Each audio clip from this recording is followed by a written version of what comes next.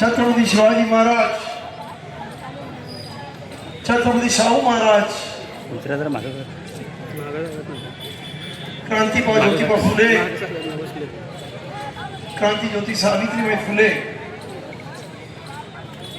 आणि तुमच्या आणि माझ्या जीवनाचे नव्हे तर या देशामध्ये एक चहावाला सुद्धा पंतप्रधान केलं, एवढा त्यांच्या संविधानामुळे चमत्कार झाला ते महामानव विश्वरत्न बोधिसत्व डॉक्टर बाबासाहेब आंबेडकर या, तसंच लोकशाहीर अण्णाभाऊ साठे या सर्वांना त्रिवार वंदन करून आज या इथे माझ्याबरोबर आलेले आमच्या रिप्रेझेंटेटिव्ह महाराष्ट्र प्रदेशचे अध्यक्ष डॉक्टर सूर्यवंशीजी, त्याचबरोबर मंचावरती चर्मकार समाजाचे नेते संजयजी खामकर, बाबूरावजी माने, सध्या युती सरकारमध्ये असून सुद्धा अत्यंत द्वेषाने हा लढा लढवत आहेत ते राजकुमारजी बडोले, त्याचबरोबर या इथं मातंग समाजाचं एक नवं नेतृत्व उभरून येत आहे त्या रुक्मिणीताई लोंढे आणि मी सर्वांचे आभार मानतो आणि सोलापूरकरांना क्रांतिकारी जयभीम करतो की ज्या पद्धतीने तुम्ही इथे जमलेला. आणि एक सांगू काय कुणास ठाऊ, पण जिथे जातो तिथे पाऊस मला भेटतोय. यांना माहिती आहे बाबूराव माने ना 2 दिवसापूर्वी आम्ही पिंपरी चिंचवडला होतो, धो पावसामध्ये दोघंही भिजलो. तर पण चांगलं आहे, आज निसर्ग सुद्धा तुम्हाला साथ द्यायला तयार आहे. सोलापूरचा दुष्काळ पळवायला निसर्ग सुद्धा तुमच्या बरोबर आहे की तुमची मागणी रास्त आहे आणि त्यामुळं हा निसर्ग सुद्धा, हा पाऊस सुद्धा तुम्हाला साथ देतोय. खरं म्हणजे आज हे जे आंदोलन आहे ते एका वेगळ्या टप्प्यावर ठेपलेलं आहे. आज बाबासाहेबांचे एक सहकारी म्हणाले होते, dead Ambedkar is more dangerous than alive. आणि हे आपण सर्वांनी दिल्लीमध्ये पाहिलं. आता या देशातली तरुणाई कुठच्याही जाती धर्माची असो, अन्याय झाला की जय भीम बोलते. हा जय भीमचा नारा आता अख्ख्या जगभर गेलेला आहे. आता राजकुमार बडोले सांगितलं, न्यूयॉर्क मध्ये, त्याचबरोबर जर्मनीमध्ये, ब्रिटनमध्ये अनेक ठिकाणी या विद्यार्थ्यांची लाठीचार्ज झाला, त्यामुळे मोर्चे निघाले आणि त्या सर्व जगावर फक्त जय भीमचा नारा आज गुंजत होता. त्यामुळे जय भीमच्या नारामध्ये एवढी ताकद आहे की मला वाटत नाही की महाराष्ट्रामध्ये कोणाची माय वेळली असेल की या जय भीम वाल्यांबरोबर पंगा घेण्याची. त्यामुळं मला पूर्ण खात्री आहे की आज तुम्ही एवढ्या मोठ्या संख्येने आलेला आहात. खरं म्हणजे मग अशी एक जण म्हणाले की आमचे मुख्यमंत्री विधानसभेमध्ये म्हणाले की सुप्रीम कोर्टाचा जजमेंट आहे, मी लागू करू की नको. अरे जरा तुम्ही पण वकील आहात असं समजता आहात की नाही खरं माहित नाही मला, पण बोललं जातं. तर एकदा ती जजमेंट नीट वाचून तर पहा. जजमेंट मध्ये कुठेही म्हटलं नाही की हे उपवर्गीकरण लागूच केलं पाहिजे.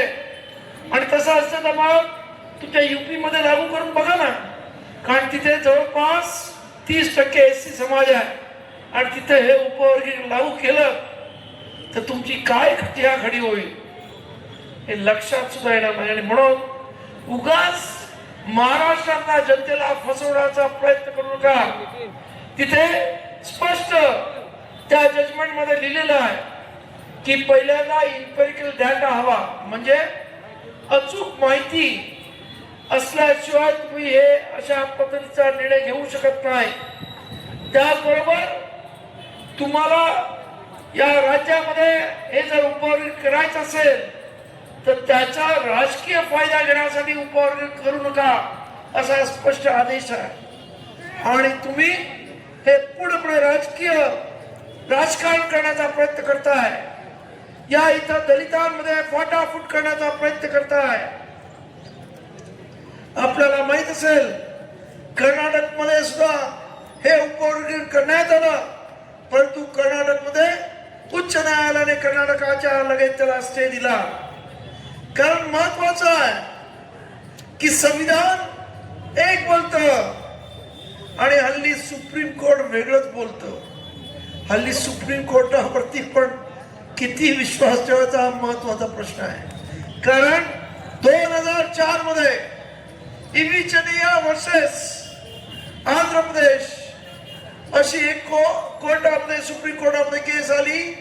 5 जणांचं बेंच होतं आणि त्याने स्पष्ट सांगितलं की हे अनुसूचित जाती हा एक संघ होमोजिनियस घटक आहे, याच्यामध्ये तुम्हाला उपवर्गीकरण करता येणार नाही. त्याचबरोबर याच केसमध्ये ज्या केसमुळे दलवीर वर्सेस पंजाब स्टेट याच्यामध्ये 2010 मध्ये पंजाबच्या हायकोर्टाने सुद्धा सांगितलं की उपवर्गीकरण करता येणार नाही. मग हे 7 जण काय अति विद्वान होते का सुप्रीम कोर्टातले? कारण आपल्याला माहिती आहे 2014 नंतर सुप्रीम कोर्ट सुप्रीम राहिले की नाही हा महत्वाचा प्रश्न आहे. आणि त्यामुळेच आपण पाहिलं की या देशामध्ये ना संसद सुप्रीम आहे ना संविधान सुप्रीम आहे. या देशामध्ये जनता सुप्रीम आहे. हे दिल्लीमध्ये दाखवून दिलं आहे की जनतेने ठरवलं तर प्रधानमंत्री सुद्धा राजीनामा देतो. प्रधानमंत्री म्हणजे कोण? धर्मेंद्र प्रधान. तुम्ही नरेंद्र मोदी समजू नका, त्याला द्यावा लागेल तो वेगळा प्रश्न आहे. परंतु बघू आपण तो.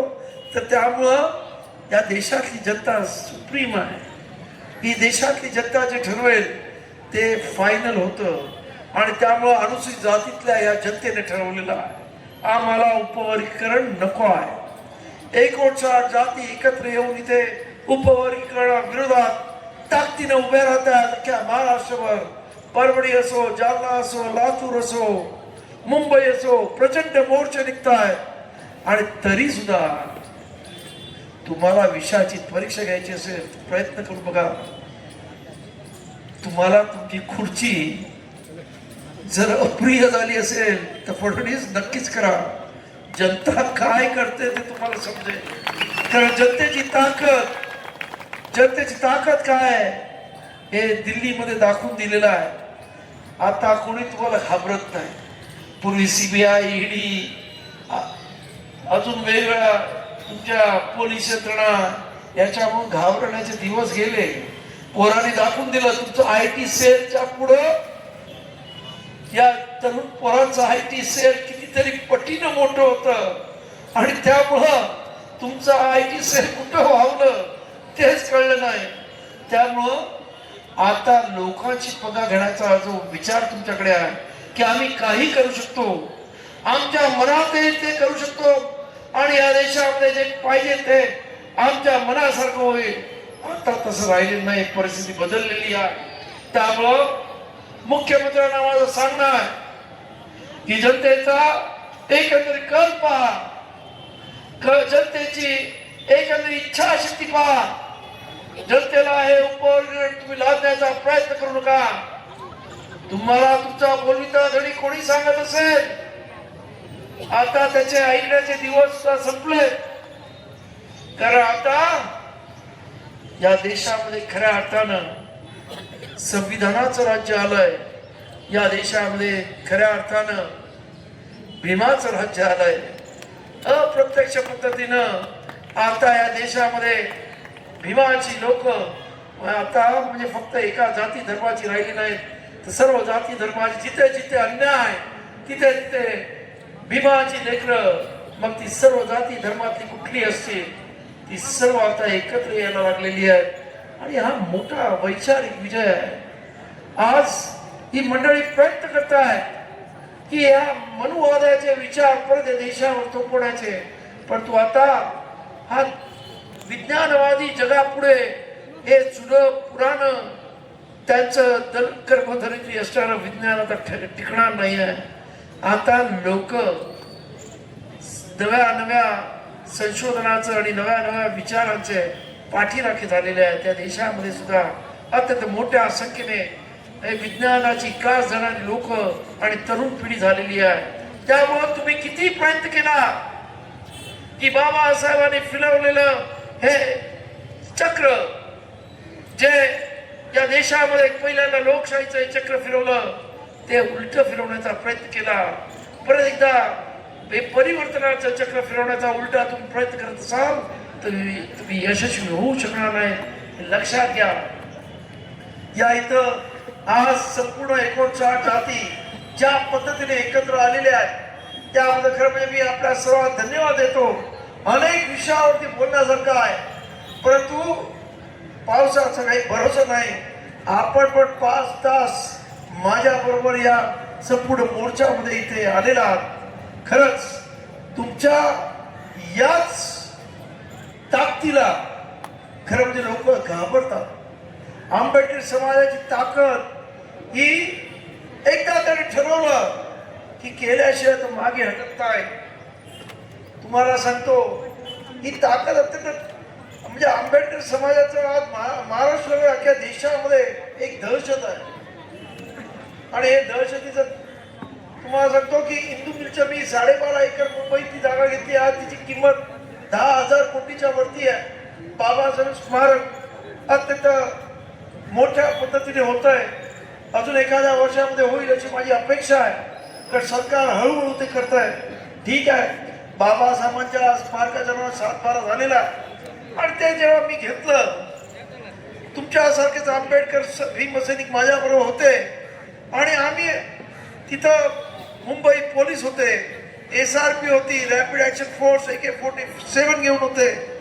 पण आम्ही घुसायचं ठरवलं आणि आम्ही घुसलो. आणि मग मुंबईच्या आमच्यावरती केसेस केल्या हिंदू मिलवाल्यांनी.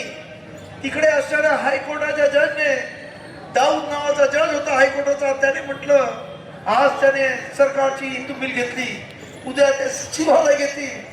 मुंबई पोलीस काय करतात? तेव्हा मुंबई पोलीस कमिशनर काय उत्तर दिलं माहिती का?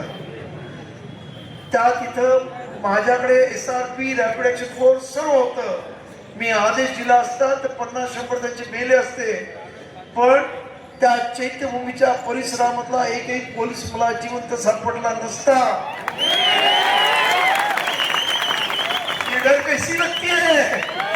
बहुत अच्छी लगती है ना, ही तुमची ताकद है. आणि मग ये डर ऐसा ही रहना चाहिए.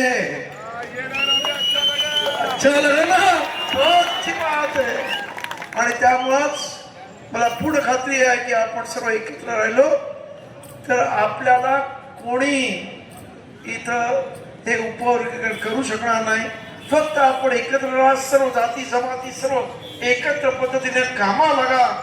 आपण आपली ताकद एक दिलानं एक विचारानं अशीच पुढे नेऊ, एवढीच आपल्या सर्वांना विनंती करतो. आणि आपल्या सर्वांनी इथं येऊन या मोर्चाला प्रचंड अशी ताकद दिली आणि आम्हाला एक ऊर्जा दिली सर्वांना.